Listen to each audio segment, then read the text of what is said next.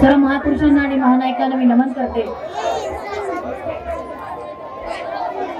संविधानाला नमन करून या निवडणुकीसाठी आपण इथे जमलो आहात। मंचावर आमचे ज्येष्ठ माननीय हिराचंद बोरटोटे काका, आमच्या मार्गदर्शिका माननीय पाटील मॅडम, मेहबूब सर, गणेश दादा,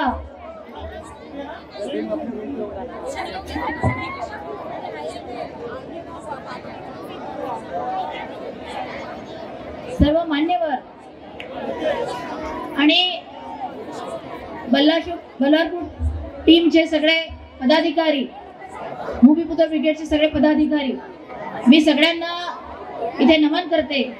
आपण एवढे हजारोच्या संख्येने इथे आलात आणि ज्यांना बघण्यासाठी आणि आमच्या प्रचारात जे आले त्यांनी या केटली चिन्हाला एक मोठं स्थान मिळवून दिलेले आहे, असे आमचे डॉली दादा, या सर्वांचं मी स्वागत करते।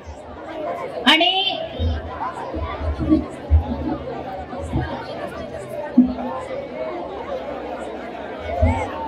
गोंधळ काय आहे?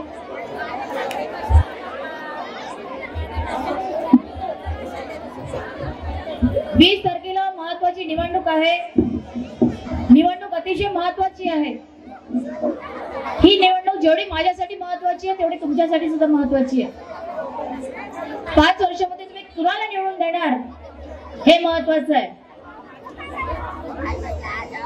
आजपर्यंत मला म्हणण्यात आलं की मॅडम पक्षाचं तिकीट आणा, विजय तुमचाच आहे। या क्षेत्रामध्ये 30 वर्षापासून काँग्रेसचा उमेदवार निवडून येत नव्हता आणि 10-12 वर्षापासून जे सामाजिक कार्य माझं आहे, आपली साथ त्याला आहे आणि या ठिकाणी आपण मला मोठं केलं आणि त्यामुळे सर्वेमध्ये आणि सगळीकडे पहिला नंबर असताना आणि लोक म्हणाले की जर अभिलाषा गावतुरीला तिकीट दिली तर पहिल्यांदा काँग्रेस विजय होऊ शकते। आणि नक्कीच आज लोक मला म्हणतात की मॅडम तिकीट मिळालं असतं तर, मी म्हणते मला तिकीट जर मिळालं असतं तर काँग्रेस विजय झाली असती। मला तिकीट नाही मिळालं तरी आम्ही विजयी होणारच आहोत, कोई रोक नहीं सकता हमें विजयी होने से। आणि पक्ष काय करता मला सांगा? तुम्ही एखाद्या आपल्या मुलीला मुलगा बघता, स्थळ बघता, तर काय बघता? घर बघता का मुलगा बघता? घर किती मोठं राहिलं आणि मुलगा दारुडा राहिला तर चालतं का?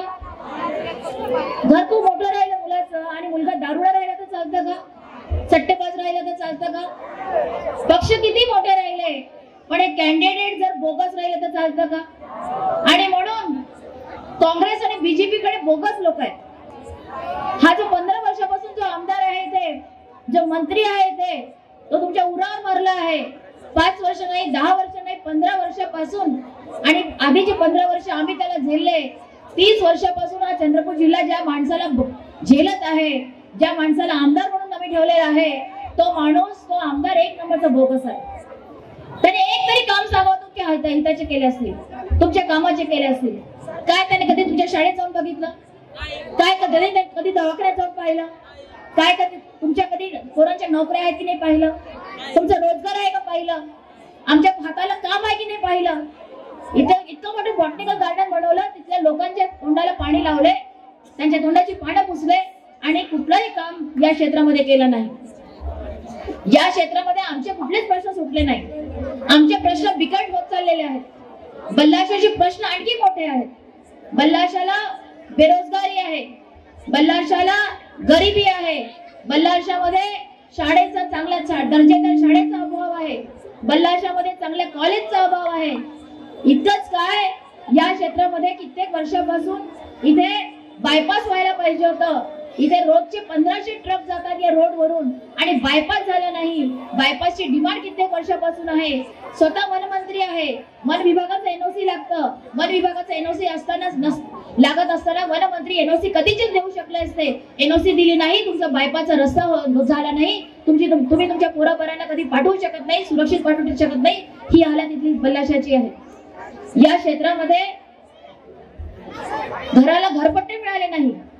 लोकांची घरं आहेत पण घरपट्टे मिळाले नाही. नजूंची जागा आहे आणि अजून त्यांचा विकास होऊ शकत नाही अशी परिस्थिती आहे. या भागामध्ये तुम्हाला पाणी मिळत नाही, पाणी स्वस्त मिळत नाही, वीज तुम्हाला स्वस्त मिळत नाही आणि या ठिकाणी फक्त पोल्युशनचा मार तुम्ही झेलता. या पद्धतीचं या बल्लाशामध्ये आहे. मला ऐकून आश्चर्य वाटलं जेव्हा फक्त टेकडीवरचे लोक, स्मशानभूमी फक्त एकच आहे. टेकडीवरची लोक पूर्ण आपल्या स्वतः जवळच्या माणसाला कांद्यावर घेऊन तिकडे जातात स्मशानभूमीला, पूर्ण रस्ता ओलांडून. आणि या ठिकाणी ते सुद्धा देऊ नये एखाद्या मंत्र्याने, एखाद्या पालकमंत्र्याने. ही अतिशय खेदाची गोष्ट आहे. आणि या क्षेत्राचा विकास म्हणून फक्त स्वतःचं घर बांधण्याचं काम त्यांनी केलेलं आहे. फक्त स्वतःचा विकास इथे केलेला आहे आणि आमचा कुठलाच विकास केला नाही. फक्त त्यांनी मलिदा खाण्याचं काम केलेलं आहे, स्वतःचं घर बांधण्याचं काम केलेलं आहे. आणि एवढी मोठी तिजोरी स्वतःची भरल्यानंतर, एवढा मोठा भ्रष्टाचार केल्यानंतर आज परत ते पैसे काढणार आहेत. त्यांना तुमची मतं पाहिजे पण इथली जनता नाकारते. लोकसभेमध्ये तुम्ही नाकारलं, लोकसभेमध्ये तुम्ही त्या विकासाला नाकारलं आणि त्यांना त्यांचा घरचा रस्ता दाखवला. या विधानसभेमध्ये सुद्धा त्यांना घरचा रस्ता दाखवायचा आहे आणि म्हणून तुम्हाला सज्ज व्हायचंय. अनेक पद्धतीचे आमिषे तुम्हाला दाखवले जातील. ते पैसे देतील, पैसे घेऊन घ्या, कारण की ते हरामाचे पैसे आहेत. त्यांनी हरामाचे कमवलेले आहेत, आपल्या तिजोरीत टाकलेले आहेत आणि ते पैसे देतील, हरामाचे पैसे देतील, घेऊन घ्या. पण अशा बेईमान लोकांसोबत इमानदारी दाखवण्याची गरज नाही. खरंच इमानदारी दाखवण्याची गरज नाही. आणि मुठभर आणि गुटभर सुद्धा देण्याचा प्रयत्न करतील. कृपया आपल्या पोटाला कचरा पेटी समजू नका. कुणी यावं आणि आमच्या पोटात टाकावं या पद्धतीचे आम्ही आमच्या पोरांना पैदा केले नाही. काय आम्ही आमच्या पोरांना त्यासाठी पैदा केलाय की कुणी आमच्या यावं आणि पोराच्या पोटात काही टाकावं. आणि म्हणून गुटभरला बळी पडू नका. आपलं मत देताना अतिशय विचारपूर्वक मत द्या. तुम्ही ज्याला मत देणार, तुमचा नेता जसा असणार त्या पद्धतीने तुमचा विकास होणार. हा शेडी मेंढी सारखा आमचा समाज आहे आणि शेडी मेंढी सारखा समाजाला शेडी मेंढीच्या नेत्याचीच गरज आहे. मी अभिलाषा गावतुरे, मी कुठल्या अमीरांची नेता नाही. मी गोरगरिबांची नेता होऊ इच्छिते. मी गोरगरिबांची जनप्रतिनिधित्व करू इच्छिते आणि म्हणून मी या ठिकाणी जर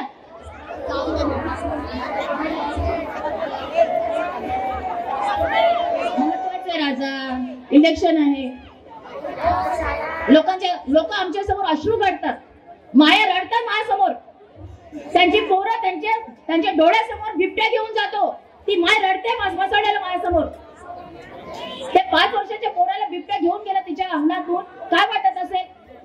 जर तुम्हाला श्रद्धांजली वाहायची असेल त्या पोराला आणि खरंच त्या मायेचा तुम्हाला विचार असेल ना, या माणसाला घरी बसवा, या मुनगटीवाला घरी बसवा. जो तुमच्या बिबट्या तुमच्या पोराला घेऊन जातो आणि तो मायेच्या तोंडावर 1500 फेकून मारतो, अशा माणसाला घरी बसवा आणि सांगा आमच्या पोराची किंमत 15 लाख आहे का? तुझ्या पोरीची किंमत 15 लाख आहे का? आम्हाला 1500 देते का? तुझ्या बायकोला 1500 दिले तर चालते का? चालते का? आमच्या बायला 1500 देतो, तुझ्या बायकोला 1500 दिले तर चालते का? 15,000 करोड स्वतःचे तिजोरी टाकायचे आणि 1500 करोड आमच्या बायकांना द्यायचे, आमच्या बायांना द्यायचे. आमच्या बाया उपाशी आहेत बल्लाशाच्या. आमच्या निराधार महिलांना मिळत नाही. ज्यावेळेस मी त्यांना घरभेटी दिले त्यावेळेस आमच्या निराधार महिला म्हणतात, मॅडम आम्हाला 3 महिन्यापासून पैसे मिळाले नाही, आम्ही उपाशी आहोत, तुम्ही भीक मागत आहोत. ही वेळ आणली आहे या माणसाने. आमच्या चांगल्या महिला भीक मागायला लागल्या. ही वेळ आणली या माणसाने आणि स्वतः जिंकण्यासाठी डमी उमेदवार उभे केलेला आहे. आणि तो डमी उमेदवार तुम्हाला त्याचं नाव सुद्धा माहिती नाही, तो काय आहे हे सुद्धा माहिती नाही. आणि अशा माणसाला तुमच्या उरावर बसवण्याचा प्रयत्न चालू आहे. कृपया विचारपूर्वक वोटिंग करा. तुमचं वोटिंग, तुमचं मताधिकार, तुमचं भविष्य ठरवणार आहे. हा काही पोरकेड नाहीये. आणि म्हणून याला ठरवा. जर तुम्हाला चांगली शाळा पाहिजे असेल, अभिलाषा गावतुरे निवडा. जर तुम्हाला चांगलं कॉलेज पाहिजे असेल, अभिलाषा गावतुरे निवडा. जर तुम्हाला चांगला दवाखाना पाहिजे असेल, अभिलाषा गावतुरेला निवडा. जर तुम्हाला तुमच्या पोरांचा रोजगार पाहिजे असेल अभिलाषा गावपुरे निवडा. जर तुम्हाला तुमचे सगळे अधिकार पाहिजे असेल महिलांना, मी फक्त माझ्या महिलांना 1500 देऊन लाडक्या बहिणी म्हणणार नाही. मी माझ्या पोरींना माझ्यासारखं डॉक्टर, इंजिनियर, अधिकारी, सायंटिस्ट, कलेक्टर बनवेल. मी प्रत्येक शाळेमध्ये जाऊन बघेल त्यांच्या शाळेचा दर्जा काय आहे. मी प्रत्येक शाळेमध्ये जाऊन बघेल त्यांच्या कॉलेजचा दर्जा काय आहे. माझ्या पोरी, माझे पोरं तशी बनतात की नाही माझ्यासारखी आणि उच्च शिक्षित हे मी स्वतः बघेल. तुमच्या पोरी फक्त 1500 नाही, त्या 15,000 ते 1.5 लाख कशा कमवतील याचा सुद्धा मी विचार करेल. आणि ते अधिकार देण्यासाठी मी इथे आलेली आहे. मला लाल दिव्याच्या गाडीची इच्छा नाहीये, लाल दिव्याची गाडीची इच्छा नाहीये किंवा आमदार होण्याची इच्छा नाहीये. फक्त ते झाल्यामुळे बऱ्याच गोष्टी करता येतात म्हणून मी इथे उभी आहे. आणि अनेक संघर्षातून आम्ही उभे आहोत. 12-15 वर्षाच्या कामातून उभे आहोत. काही 6 महिन्यापूर्वी एखाद्या पक्षात प्रवेश केला म्हणून नाही उभे आहोत. 12-15 वर्षाच्या कामामुळे उभे आहोत. आणि समाजावर वाचलंय आम्ही. या 12-15 वर्षामध्ये प्रत्येक समाजाच्या घटकाकडे जाऊन मी त्यांना वाचलंय, काय त्यांच्या समस्या आहेत, काय त्यांचे प्रॉब्लेम आहेत. लोक आमच्या डोळ्यासमोर, आमच्या समोर अश्रू ढाळतात आणि म्हणतात मॅडम हा तुमचा प्रॉब्लेम, हा आमचा प्रॉब्लेम आहे, तुम्ही सॉल्व्ह करा. हे कधी मंत्र्यांच्या दाराशी त्यांना बसू देत नाही, त्यांच्या दाराजवळ जाऊ देत नाही. लोक आमच्याकडे येतात आणि आम्हाला म्हणतात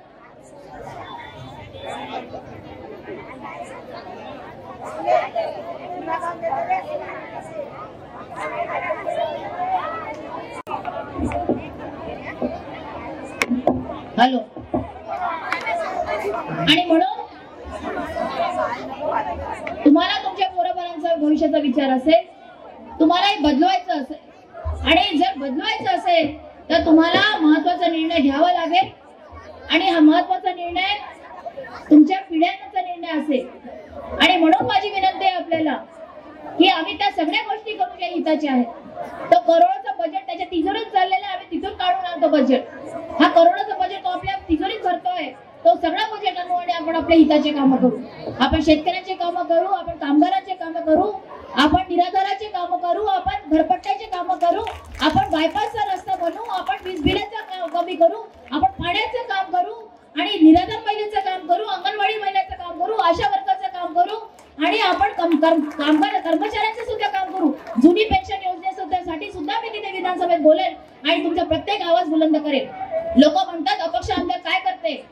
अपक्ष आमदार जेव्हा कुठला प्रश्न उचलते ना विधानसभेमध्ये, प्रत्येकाला उत्तर द्यावं लागतं.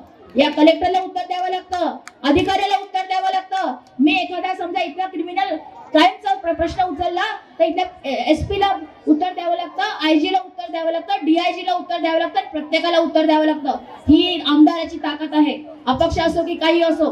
आणि म्हणून अपक्ष आमदाराने एखादा प्रश्न उचलला की प्रत्येकाला उत्तर द्यावं लागतं आणि काम करावं लागतं. अनेक असे अपक्ष आमदार झालेत ज्यांनी रिव्होल्युशनरी काम केलेलं आहे. बच्चू कडू सारखे आमदार आहेत. आणि म्हणून चंद्रपूरचं उदाहरण घेऊ नका. आणि अभिलाषा गावतुडे आहे. अभिलाषा गावतुडे राजकीय ताकद नसताना पण बरीच कामं केलेली आहे, सामाजिक पातळीवर बरीच कामं केलेली आहे. आजही पोलीस स्टेशनमध्ये जातो तर त्यांची धाबेदन आणतात. आजही मी कलेक्टर गेले की धाबेदन आणतात. आजही CO कडे गेली की धाबेदन आणतात. मी जेव्हा म्हणते शाळेला शिक्षक द्या, 2 शिक्षक द्या, तेव्हा ते 3 शिक्षक देतात. आणि अशा पद्धतीने कार्य होतं. आणि म्हणून आमदार काय करू शकतो ही ताकद आमदारामध्ये असतेच. पण जर आमदार अभिलाषा गावतुडे झाली तर ती ताकद 100 पटीने वाढते. आणि म्हणून तुम्ही मला प्रचंड बहुमताने विजय करा. 20 नोव्हेंबर पर्यंत माझ्या सोबत राहा. 20 नोव्हेंबर पर्यंत माझ्या सोबत राहा. येणारे 20 वर्ष मी तुम्हाला कुठलेच प्रॉब्लेम होऊ देणार नाही. 20 वर्षापर्यंत कुठलेच प्रॉब्लेम होऊ देणार नाही. तुमचे प्रश्न माझे प्रश्न राहतील, तुमच्या समस्या माझ्या समस्या राहतील, तुमचे अश्रू माझे अश्रू राहतील, तुमचं दुखणं माझं दुखणं राहील. आणि ही अभिलाषा गावतुडे ही डॉक्टर आहे. मला रात्री 2 आणि 4 वाजता उठायची सवय आहे. पेशंट आला तर तुम्ही कधी उठवा ताई मला की ताई अभिलाषा ताई काम करायचं, रात्रीचे 2 वाजता उठवा नाही तर पहाटेचे 4 वाजता उठवा, मी तुमचं काम करेल. आणि प्रत्येक गोष्टीला मी तिथे आवाज बुलंद करेल आणि प्रत्येक गोष्टीला न्याय देण्याचा प्रयत्न करेल. आणि मी माझ्या बॅनरवर शेण फेकण्यात आलं, माझे बॅनर फाडण्यात आले. ज्या वेळेस प्रचंड उत्साह प्रतिसाद मिळत गेला, प्रचंड आशीर्वाद लोकांचा मिळत गेला, आपला ग्राफ वाढत गेला आणि विजयाकडे जसं जसं आपण कूच करत गेलो, माझे बॅनर फाडण्यात आले, शेण फेकण्यात आलं. मी या मंचावर त्यांना सांगू इच्छिते, मी सावित्री नाही पण मी सावित्रीची लेक आहे. मी भीमाची लेक आहे. आणि आमच्या बापाने आम्हाला घाबरणं शिकवलं नाही. तुम्ही माझ्या बॅनरवर शेण फेकता, तुम्ही माझ्या अंगावर जरी शेण फेकला ना, तुम्ही माझ्या अंगावर जरी दगड फेकला ना, तरी सुद्धा ही अभिलाषा गावपुरे घाबरणार नाही. मी माझा आवाज बुलंद करणार आणि आपण ही लढाई लढणार, अतिशय बडकटपणे, अतिशय बढिया उत्तमपणे लढणार. आणि आपण एक एक माणसाला घरातून बाहेर काढा, प्रत्येकाला घरातून बाहेर काढा आणि केटली या चिन्हाकडे घेऊन जा आणि सगळ्याकडनं नेऊन मतदान करून द्या. एक एक वोट माझी, तुमचा एक एक वोट माझी ताकद आहे, प्रत्येकाचं एक एक मत माझी ताकद आहे आणि ती ताकद तुम्हाला वाढवावी लागेल. तुम्हाला डॉक्टर अभिलाषा गावकरेची ताकद वाढवावी लागेल. मी आमदार झाली नाही तर तुम्ही आमदार होणार, जर मी आमदार झाली तर तुम्ही आमदार होणार. तुम्ही मला सांगायचं अभिलाषा ताई हे करा, ते गोष्ट होणार, तुम्ही म्हणणार ती गोष्ट होणार. आणि म्हणून येणाऱ्या 20 तारखेला अतिशय सजगपणे मतदान करा. आणि शेवटी एकच गोष्ट बोलते, लोकसभेमध्ये बाईने पाडलं, विधानसभेमध्ये सुद्धा बाईच पाडेल. धन्यवाद. जय संविधान.